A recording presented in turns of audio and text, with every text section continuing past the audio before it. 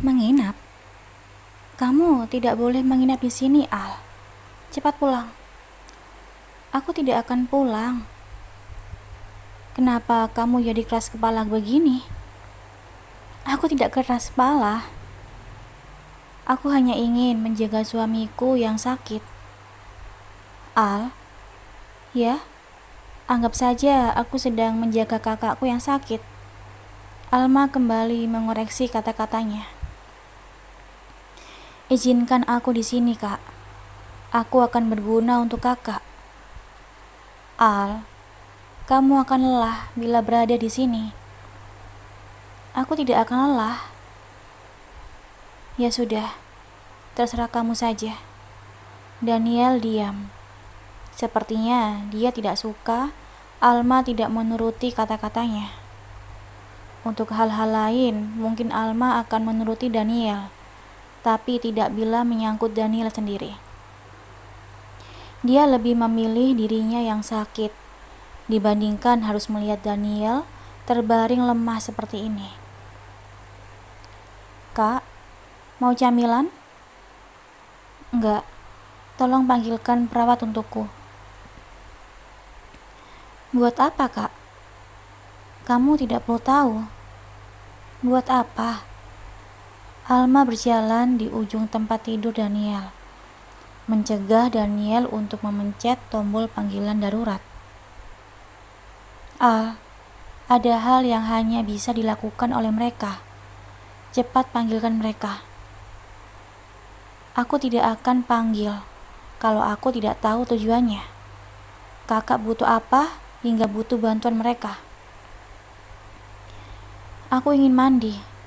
Puas? Daniel berkata dengan kesal. Alma terdiam, tampak berpikir sejenak. Kemudian dia berkata, kakak tidak butuh bantuan mereka.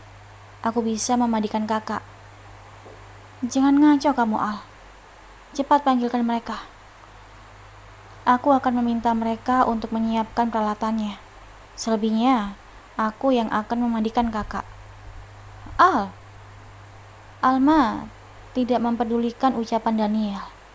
Dia menelepon perawat, meminta perawat untuk mempersiapkan apa yang dibutuhkan untuk mandi.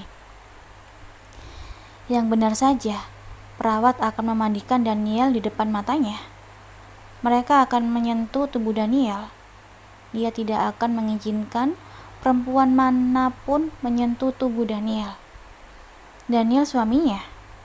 Dia yang berhak menyentuh tubuh Daniel, bukan perempuan lain.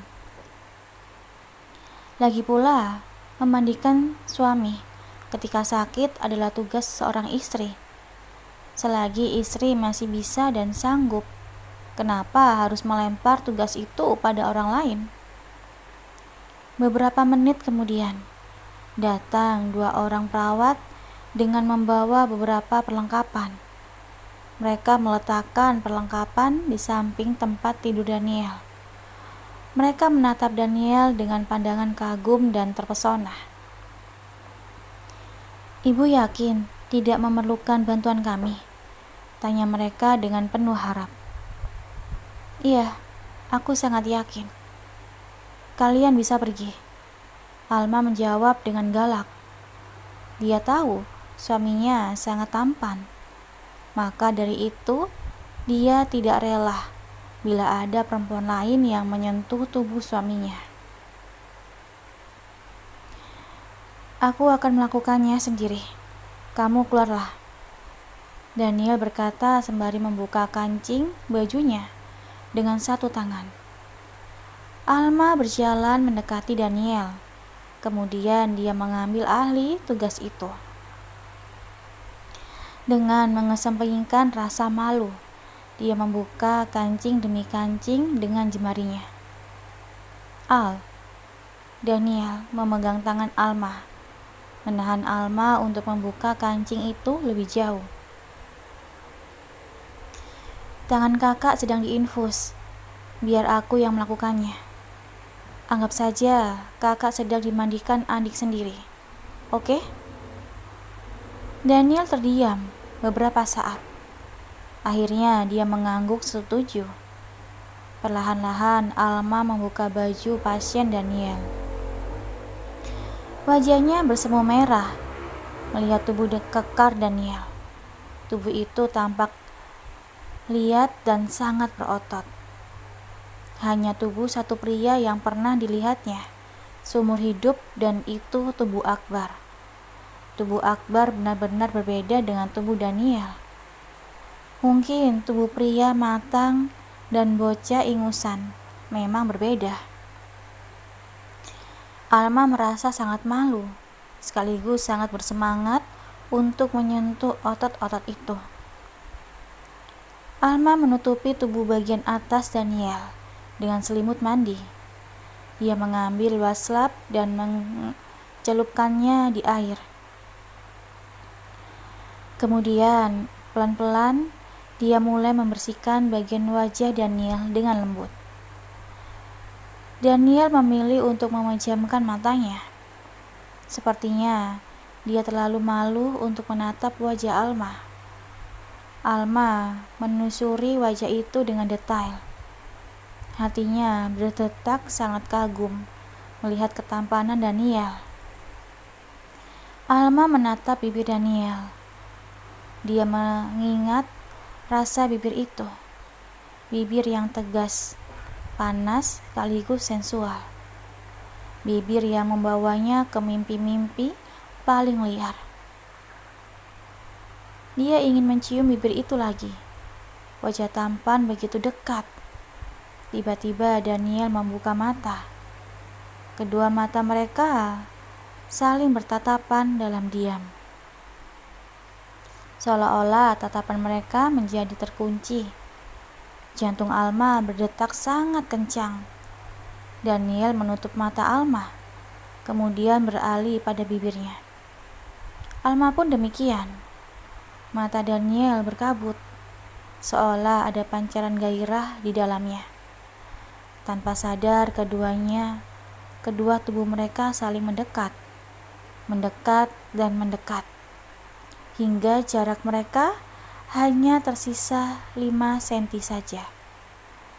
Keduanya bisa merasakan hembusan nafas hangat masing-masing. Daniel mencondongkan tubuhnya, bersiap-siap untuk menyapu bibir itu dengan lembut. Alma tanpa sadar memejamkan matanya. Namun sejurus kemudian, tok tok tok, mereka berdua dikagetkan dengan bunyi ketukan di pintu. Alma dan Daniel spontan saling menjauh. Mereka saling memalingkan wajah satu sama lain. Wajah mereka panas karena malu. Aku akan melihat siapa yang datang. Alma berlari ke pintu, sedangkan Daniel cepat-cepat menutup tubuh atasnya yang telanjang dengan selimut. Alma membuka pintu. Terlihat Bu Ida datang dengan membawa beberapa bungkusan di tangannya. Saya datang membawa baju-baju nona, sekaligus juga bawa makanan. Padahal saya mau minta tolong untuk diantar kurir saja, Bi. Tidak apa-apa, Non. Saya kesini diantar Pak Thohir. Bagaimana keadaan Tuan, Non? Bu Ida melongokkan kepalanya, tampak ingin tahu keberadaan Daniel. Alma menghalangi pandangan Bu Ida. Dia semakin baik, Bi. Sekarang dia akan mandi. Bukan waktu yang tepat untuk menjenguk. Oh, begitu, Non. Kalau begitu, saya langsung pulang saja, Non. Semoga Tuhan cepat sembuh ya, Non. Amin. Terima kasih atas doanya, Bi. Hati-hati di jalan, Bi. Iya, Non. Bu Ida pun pergi. Mereka kembali berdua lagi. Alma sangat canggung mengingat adegan terakhir mereka membuat pipinya kembali merah. Mereka hampir berciuman. Alma mendekati Daniel dengan kikuk. Aku bisa melakukan sendiri. Kamu bisa keluar, Daniel berkata tanpa melihat Alma. Sepertinya dia juga sedikit syok mengetahui kenyataan dia hampir mencium Alma. Aku akan melakukannya untuk kakak. Kakak cukup tutup mata saja. Alma mengambil baslap di tangan Daniel. Sebenarnya Daniel ingin protes, namun dia tidak berdaya. Akhirnya Daniel mengikuti saran Alma. Dia menutup matanya rapat-rapat. Dia tidak ingin kejadian tadi terulang kembali. Alma membersihkan tubuh Daniel dengan waslap yang sudah dicelupkan air hangat. Jemari tangannya bergetar sekali setiap kali menyentuh tubuh Daniel. Beberapa kali Alma menelan ludah. Perasaan gugup dan malu menguasainya. Aktivitas mandi kucing itu terasa sangat lama. Tubuh Daniel kaku, seperti sedang menahan nafas. Keduanya tampak sangat tegang. Alma berusaha secepat mungkin membasuh tubuh Daniel bagian atas. Ketika tiba saatnya tubuh bagian bawah untuk dibersihkan, Alma menghentikan aktivitasnya. Alma sangat bingung antara harus membuka celana Daniel atau tidak. Sepertinya Daniel bisa mengerti dilema yang dirasakan Alma. Dia membuka mata. Cukup sampai di sini. Biarkan perawat yang melanjutkan sisanya. Tapi panggilkan perawat. Daniel berkata tegas. Alma tidak mau menyerah. Dia tidak rela tubuh Daniel disentuh oleh wanita lain, meskipun itu tenaga medis sekalipun.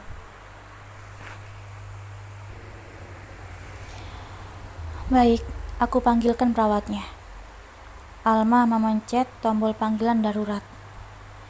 Tolong kirimkan perawat pria ke kamar VIP nomor X. Terima kasih. Pada akhirnya Daniel dibantu oleh perawat pria. Daniel menatap Alma dengan sebal.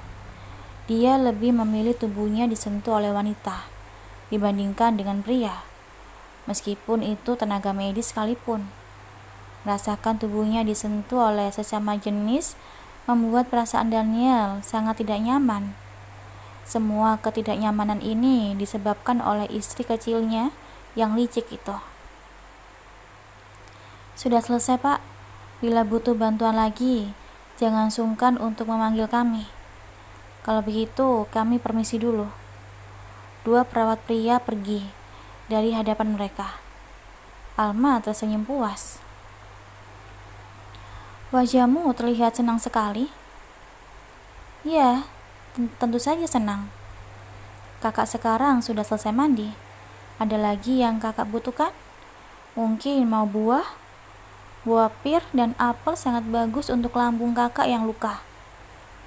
Tidak, terima kasih. Tolong ambilkan aku laptop. Kakak mau apa? Kakak tidak boleh kerja dulu. Kakak harus istirahat total. Aku hanya akan melihat email. Tolong ambilkan. Akhirnya Alma mengalah. Dia mengambil laptop itu dan menyerahkan pada Daniel. Dia mengambil meja serbaguna dan memposisikannya di depan Daniel, sehingga pria itu bisa meletakkan laptopnya di sana. Terima kasih, Little. Daniel tersenyum manis, meskipun tidak suka karena dipanggil Little lagi. Namun, senyum manis Daniel menghapus rasa kesal Alma. Begitu membuka laptop, Daniel sibuk dengan dunianya sendiri. Dia seolah-olah lupa dengan keberadaan Alma. Alma bingung harus melakukan apa. Dia mulai mengupas buah dan meletakkan di meja Daniel, berharap pria itu menjadikannya cemilan. Selesai melakukannya, Alma mulai kebingungan lagi. Wajah Daniel sangat serius. Alma takut melakukan aktivitas yang mengganggu konsentrasi pria itu. Alma duduk di sofa yang letaknya tak jauh dari tempat tidur Daniel. Dia mulai membuka-buka koran yang ada di situ. Lama-lama rasa kantuk menyerangnya. Tanpa sadar, Alma tertidur di sofa dengan koran di tangannya. Daniel melihat laporan neraca yang dikirim oleh Tito. Perusahaan ayahnya bergerak di berbagai bidang dengan ratusan anak perusahaan. Membutuhkan waktu yang tidak sebentar untuk melihat profit loss, laba rugi setiap perusahaan. Tanpa sadar, 2 jam sudah berlalu. Daniel mengucek matanya yang sudah lelah. Dia menutup laptop dan melihat sekelilingnya. Tatapannya terpaku pada sosok lembut yang terbaring di sofa. Tatapan Daniel sangat menjadi hangat. Perasaannya campur aduk melihat Alma. Seminggu yang lalu dia masih menatap Alma sebagai sesosok adik kecil yang patut dilindungi. Namun, dekat dengan wanita itu setengah hari sudah berubah pandangannya. Dia melihat sesosok wanita dalam diri Alma. Wanita yang memikat. Ini sangat berbahaya. Dia tidak boleh terlalu dekat dengan Alma. Bukan tidak mungkin suatu saat nanti dia akan menerkam Alma. Bagaimana dia harus menghadapi Nisa bila melakukan hal seperti itu? Tapi di sisi lain, Alma memang sudah menjadi istrinya. Rasanya wajar-wajar saja bila dia melakukan hal seperti itu. Hanya saja Daniel masih merasa tidak bermoral bila dia memikirkan Alma sebagai wanita. Bagaimanapun juga, selama 5 tahun ini, dia selalu menganggap Alma sebagai sosok adik kecil. Bagaimana dia harus bersikap? Mengapa Alma mulai merubah keputusannya? Daniel masih menatap Alma. Andaikan tangannya sedang tidak diinfus, dia pasti akan menggendong wanita itu dan memindahkannya di ranjang. Rasanya sangat menyedihkan melihatnya terbaring di sofa seperti itu. Daniel turun dari ranjang, sembari mendorong penyangga infus. Dia mendekati Alma. Dia mengambil cadangan selimut bersih dan menyelimuti tubuh Alma. Daniel menatap Alma dalam-dalam. Kemudian dia membelai rambut Alma dengan lembut. Tidur yang nyenyak, Tito. Aku adalah kakakmu. Aku tidak bisa memperlakukanmu lebih dari ini. Daniel mengecup kening Alma dengan lembut. Ciuman seorang kakak terhadap adiknya. Kemudian dia berdiri dan kembali ke ranjangnya. Dia tidak melihat buliran air mata yang mengalir di sudut mata Alma. Alma menangis dalam diam. Daniel dirawat selama seminggu penuh. Sebenarnya dia bisa dirawat lebih lama lagi, tapi Daniel tidak mau. Selama seminggu, Alma dengan setia tetap mendampingi Daniel, mengambilkan makan dan menyuapinya, mengantarkan ke toilet, mengupaskan buah, menggantikan channel TV, dan hal-hal kecil lainnya. Untuk masalah mandi, Daniel tidak mengizinkannya. Alma setuju, asalkan yang memandikan Daniel adalah perawat pria. Mau tidak mau, Daniel menyetujuinya. Dia lebih takut bila Alma yang memandikannya. karena dia takut hilaf lagi. Selama di rumah sakit, Daniel selalu menyuruh Alma untuk kuliah. Namun Alma tidak mengindahkan kata-katanya. Alma tetap bersikuku untuk berada di samping Daniel. Menjelang Daniel akan keluar dari rumah sakit, Alma mulai kehilangan alasan. Otaknya berputar, memikirkan apa yang harus dilakukannya agar bisa selalu ada di samping Daniel. Dia khawatir penyakit Daniel kambuh lagi. Dia harus berada di sisi pria itu, mengawasinya selama 24 jam kalau perlu. Tapi kalau Daniel kerja dan dirinya kuliah, dia tidak akan bisa mengawasinya. Apa yang harus dilakukannya? Tiba-tiba Alma teringat Mami Cat. Mertuanya itu pasti mau membantunya. Dia harus segera menghubunginya. "Kak, aku keluar sebentar ya." "Mau kemana?" "Cari minuman di bawah." "Kenapa tidak minta tolong bodyguard di depan untuk membelinya?"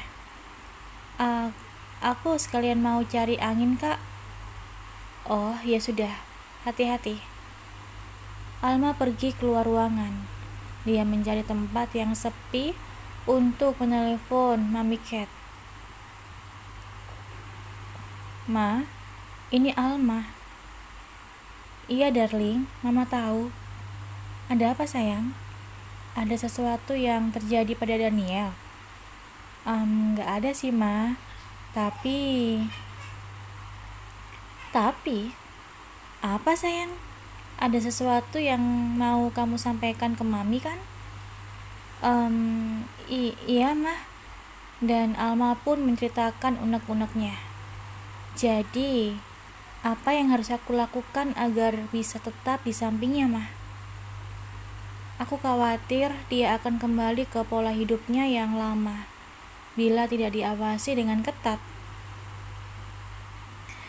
"Tapi sayang, kamu masih harus kuliah." "Aku akan kuliah setelah memastikan kondisi dia baik-baik saja, Mah. Kuliah bisa dilanjut kapan saja, Mah. Tapi tidak dengan kesehatan dia." Alma merayu Mami Cat. Setelah berdebat agak lama, akhirnya Mami Cat mengalah. "Beri Mami waktu sebentar untuk berpikir, sayang. Mami akan menghubungimu kembali setelah mendapatkan solusi. Oke?" "Oke, Mah. Terima kasih banyak, Mah. Maaf bila permintaanku merepotkan." "Sama sekali tidak merepotkan, sayang. Malah Mami bersyukur karena punya menantu yang sangat perhatian dengan anak Mami. Tunggu kabar dari Mami ya, sayang." "Iya, Mah." Dan panggilan pun berakhir. Alma merasa senang mendapat dukungan dari Mami Cat. Meskipun masih belum ada solusi yang pasti mengenai permintaannya, setidaknya Mami Cat sudah berada di pihaknya. Alma memutuskan untuk kembali ke kamar Daniel dengan hati yang senang. Hari kepulangan Daniel pun tiba. Masih belum ada kabar apa-apa dari Mami Cat. Alma menjadi resah dan gelisah. Dengan lesu, dia membantu membereskan perlengkapan Daniel. "Kenapa kamu lesu? Sepertinya kamu tidak senang melihatku sembuh dan keluar dari rumah sakit." Daniel bertanya dengan menyelidik. "Hah? Enggak kok, Kak. Aku malah senang melihat Kakak sembuh. Jangan sakit-sakit lagi ya, Kak." Ting, ting. Suara notif ponsel Alma bertanda ada pesan masuk. Alma mengambil ponsel dan melihat siapa pengirimnya. Hatinya menjadi sangat senang ketika mengetahui siapa si pengirim dan isi pesan yang disampaikannya. Mami sudah tahu solusinya, sayang. Datang ke rumah Mami besok setelah Daniel berangkat kerja. Oke? Oke, Ma. Alma membalas pesan itu dengan senyum puas.